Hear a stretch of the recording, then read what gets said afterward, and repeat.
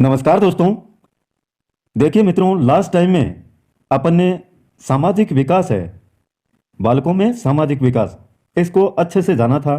चाहे शिशुअवस्था हो, बाल्यावस्था हो या किशोरावस्था, सभी को अच्छे से पढ़ा था। और आज पढ़ेंगे एक बहुत ही महत्वपूर्ण टॉपिक है, मनोसामाजिक विकास का सिद्धांत। यह आगे इसी में दे रखा है आपके यूनिट फर्स्ट में, तो अच्छे से देखिएगा और हो सके तो वीडियो को लाइक भी करने का प्रयास कीजिएगा साथियों। इसके प्रवर्तक हैं एरिक एरिक्सन।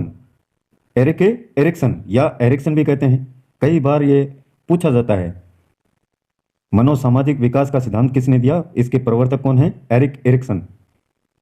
एरिक्सन को नव फ्राइडवादी मनोवैज्ञानिक मानते हैं। नव फ्राइडवादी यानी फ्राइड ने जो कामुकता के बारे में सबसे पहले इन्होंने बताया था, फ्राइड ने, एरिक्सन है, इनको कहा जाता है नव फ्राइडवादी। और वे फ्राइड के सिद्धांत का काफी सीमा तक समर्थन भी करते हैं, लेकिन इन्होंने फ्राइड की तरह कामुकता को महत्वपूर्ण नहीं माना। तो ये मेजर डिफरेंस है इनमें। इनके सिद्धांत में व्यक्तिगत, पर्सनल, सांवेगिक, इमोशनल तथा सांस्कृतिक, कल्चरल या सामाजिक विकास को समन्वित किया गया है, सोशल डेवलपमेंट। तो ये सारे इसमें सम्मिलित हैं, चाहे व्यक्तिगत हो, सांवेगिक हो, सांस्कृतिक हो या सामाजिक विकास हो। इसलिए ही इसको क्या कहते हैं? मनोसामाजिक सिद्धांत। प्रवर्तक की बात हो गई, मनोसामाजिक सिद्धांत कहते क्यों हैं यह भी आपने जान लिया। अब देखिए आगे इसमें क्या दे रखा है। थोड़ी सी पुस्तकें मेरे पास में पुरानी हैं, तो इन्हीं में से आपको जैसा भी दिखता है देखिएगा आप। इस सिद्धांत को कुछ मनोवैज्ञानिकों ने जीवन अवधि विकास का सिद्धांत भी कहा है। जीवन अवधि विकास का सिद्धांत किसने? कुछ मनोवैज्ञानिकों ने। एरिक्सन ने अपनी प्रसिद्ध कृति चाइल्डहुड एंड सोसाइटी 1963 में यह स्पष्ट किया कि मनुष्य केवल जैविक और मानसिक प्राणी ही नहीं है, बल्कि वह एक सामाजिक प्राणी भी है। कहा किसमें? चाइल्डहुड एंड सोसाइटी 1963 में एक इनकी प्रसिद्ध कृति है एरिक्सन की। इसमें इन्होंने बताया कि मनुष्य जैविक और मानसिक प्राणी ही नहीं, बल्कि एक सामाजिक प्राणी भी है। जैविक का मतलब जो जीवित हो, मानसिक जिसमें जो बुद्धि रखता हो, और सामाजिक है जो समाज से जुड़ा हुआ हो। तो इन्होंने जैविक और मानसिक प्राणी ही नहीं माना, बल्कि यह भी कहा कि साथ साथ में मनुष्य समाज से जुड़ा हुआ प्राणी भी है। एरिक्सन ने इस सिद्धांत में पूरे जीवन अवधि को 8 विभिन्न अवस्थाओं में बांटा है, और यह 8 अवस्थाएं आपको पढ़नी है। एरिक्सन ने पूरी जो मनुष्य की जीवन अवधि है उसको कितनी अवस्थाओं में बांटा? 8 अवस्थाओं में। पहली है विश्वास बनाम अविश्वास, ट्रस्ट अस मिसट्रस्ट। शेषावस्था जन्म से 18 माह यानी 1.5 वर्ष का समय। बच्चों को अपने माता पिता को देखकर उचित स्नेह व प्रेम मिलता है, जो उनमें विश्वास का भाव विकसित करता है। तथा जब माता पिता बच्चों को रोते, बिलखते व चिल्लाते छोड़ जाते हैं, तो उनमें अविश्वास की भावना विकसित हो जाती है। यानी उन्हीं माता पिता से उनको स्नेह भी मिलता है, प्रेम भी मिलता है, यानी विश्वास का भाव, ट्रस्ट।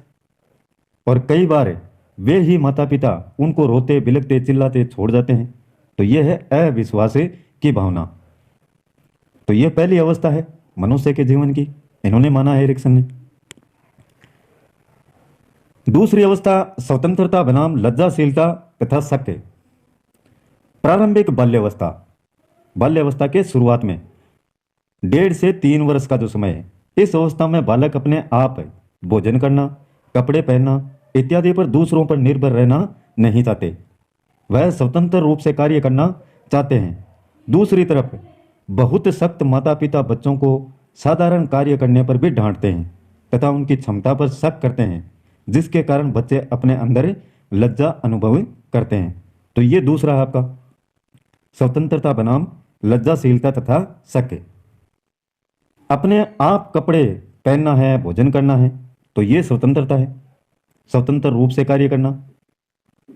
और कई बार क्या है, जिनके माता पिता थोड़े से भी सख्त होते हैं, साधारण कार्य करने पर भी बच्चों को डांटते हैं, तो उनकी क्षमता पर शक किया जाता है कि इनमें ये कैपेसिटी नहीं है। और इससे क्या है, बच्चे अंदर ही अंदर एक लज्जा, शर्म वो अनुभव करते हैं। तो ये लज्जाशीलता। अब तीसरा देखिए, पहल शक्ति बनाम दोषित। ये समय है 3 से 5 वर्ष का। ये बच्चों का प्राक स्कूली वर्ष, प्री स्कूल ईयर, स्कूल जाने से पहले का समय तथा यह अवधि बालक की पूर्व आरंभिक बाल्यावस्था की होती है। माता पिता बच्चों को जिंदगी के सभी क्षेत्रों में नए नए खोज करने की प्रेरणा देते हैं, तो इसे पहल की संज्ञा देते हैं। और जब माता पिता पहल करने पर उनकी आलोचना, दंड देते हैं, तो बच्चों में दोष भाव उत्पन्न हो जाता है। एक है पहल शक्ति,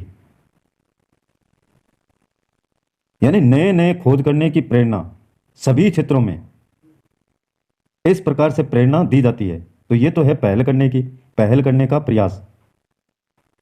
और एक है दोषित, जिसमें जब भी माता पिता पहल करने पर उनकी आलोचना करते हैं, उनको दंड देते हैं, तो बच्चों में क्या होता है, दोष भाव उत्पन्न हो जाता है। चौथा है आपका परिश्रम बनाम हीनता। 6 से 12 वर्ष की उम्र में, इस अवधि को उत्तर बाल्यावस्था भी कहा जाता है, जब बच्चों को पहल से उत्पन्न नई अनुभूतियां मिलती हैं। तब वह अपनी ऊर्जा को नए नए ज्ञान अर्जित करने में लगाते हैं। इसे परिश्रम की संज्ञा दी गई है। लेकिन जब स्कूल में आने वाली चुनौतियों से असफलता मिलती है, तब बालक में क्या आती है, हीनता का भाव उत्पन्न होता है कि यार मैं तो बहुत कमजोर हो गया, मेरे को तो लगातार असफलताएं मिलती हैं। तो ये क्या है, हीनता की भावना। पांचवा पॉइंट है इसमें आपका अहम पहचान बनाम भूमिका संभ्रांति। 12 से 18 वर्ष, यह किशोरावस्था की अवस्था होती है। और इस अवस्था में किशोरों में यह जानने की प्राथमिकता होती है कि वह कौन है, किस लिए है और अपने जीवन में कहाँ जा रहे हैं। इसे पहचान की संज्ञा दी है। यानी किशोरावस्था में कोई भी जो किशोर बालक है, वो जानना चाहता है किसी के बारे में कि वो कौन है और किस लिए है और कहाँ जा रहे हैं। इन सारी बातों की पहचान वो चाहता है, अहम पहचान। तथा जब बालक भविष्य का रास्ता सुनिश्चित नहीं कर पाते, तब संभ्रांति की स्थिति उत्पन्न हो जाती है। उनको स्वयं को ही पता नहीं रहता है कि यार क्या करें, हम भविष्य का रास्ता उनको नजर ही नहीं आता है। चाहे कोई भी कार्य करें, लेकिन लगातार इस प्रकार की असफलताएं मिलती रहे, तो फिर भविष्य का जो रास्ता है वो सुनिश्चित बच्चे हैं वो आसानी से नहीं कर पाते हैं। संभ्रांति की स्थिति। छठा पॉइंट देखिए, घनिष्ठता बनाम विलगन या अलगाव। यह आरंभिक वयस्क अवस्था, युवा अवस्था की अवस्था होती है। 18 से 35 वर्ष की उम्र। इस अवस्था में व्यक्ति दूसरों के साथ धनात्मक संबंध यानी पॉजिटिव रिलेशन बनाता है। और जब व्यक्ति वे दूसरों के साथ घनिष्ठता का भाव विकसित होता है, तो वह दूसरों के लिए अपने आप को समर्पित कर लेता है। और जब दूसरों के साथ घनिष्ठता विकसित नहीं कर पाते हैं, तो वे सामाजिक रूप से अलग हो जाते हैं। अर्थात इस अवस्था में घनिष्ठता बनाम अलगाव का संघर्ष होता है। अगर वो अच्छे से व्यक्तियों के साथ में, युवाओं के साथ में जुड़ जाते हैं, तो वह है घनिष्ठता का भाव, पॉजिटिव रिलेशन। और नहीं जुड़ पाते हैं तो घनिष्ठता बनाम अलगाव, संघर्ष। अगला 7वां देखिए, जननात्मकता बनाम स्थिरता। यह उम्र है साथियों 35 से 65 वर्ष की। यह अवस्था मध्य वयस्क अवस्था भी कहलाती है। इस अवस्था में व्यक्ति अगली पीढ़ी के लोगों के कल्याण तथा उस समाज के लिए जननात्मकता में उत्पादकता सम्मिलित करता है। लेकिन जब व्यक्ति को जननात्मकता की चिंता उत्पन्न नहीं होती, तो उसमें स्थिरता उत्पन्न हो जाती है। मध्य वयस्क अवस्था, एक वयस्क व्यक्ति है, उसके बीच की अवस्था मध्य वयस्क अवस्था। और इसमें अगली पीढ़ी के जो लोग हैं, उनके कल्याण हेतु जननात्मक जो उत्पादन करना है उसमें। लेकिन कई बार ऐसी स्थिति हो जाती है कि व्यक्ति उनकी चिंता उत्पन्न नहीं कर पाता है जननात्मकता की, जिनको जन्म दिया गया है उसके द्वारा, तो उनमें स्थिरता उत्पन्न हो जाती है। तो ये 7वां पॉइंट है आपका। 8वां देखिए, अहम संपूर्णता बनाम निराशे या निराशा 65 वर्ष के बाद। इस अवस्था में 65 वर्ष के बाद से प्रारंभ होकर मृत्यु तक की अवधि सम्मिलित होती है। इसे बुढ़ापा की अवस्था भी कहा जाता है। इस अवस्था में व्यक्ति अपने पहले के समय को याद करता है कि उसने सभी अवस्थाओं की जिम्मेदारी धनात्मक रूप से पूर्ण की है या नहीं। अगर परिणाम धनात्मक होता है तो संपूर्णता का भाव, कि सब कुछ मैंने तो पा लिया, सब कुछ कर लिया जो भी करना था। और अगर परिणाम ऋणात्मक होता है तो निराशे का भाव है, या निराशा उसमें रहती है। बुढ़ापे में और क्या करता है बूढ़ा व्यक्ति? बैठा बैठा यही याद करता है कि यार मैंने क्या किया मेरे जीवन में। पुराने जो भी आप उसके अनुभव हैं उनको लोगों के पास में बखान करता है। और कभी कभी बूढ़े बूढ़ी जो भी बैठे हैं वो आपस में भी बात करते हैं, उस समय ये किया होता तो आज ये निराशे का भाव देखने को नहीं मिलता। ऐसे सोचते विचारते हैं।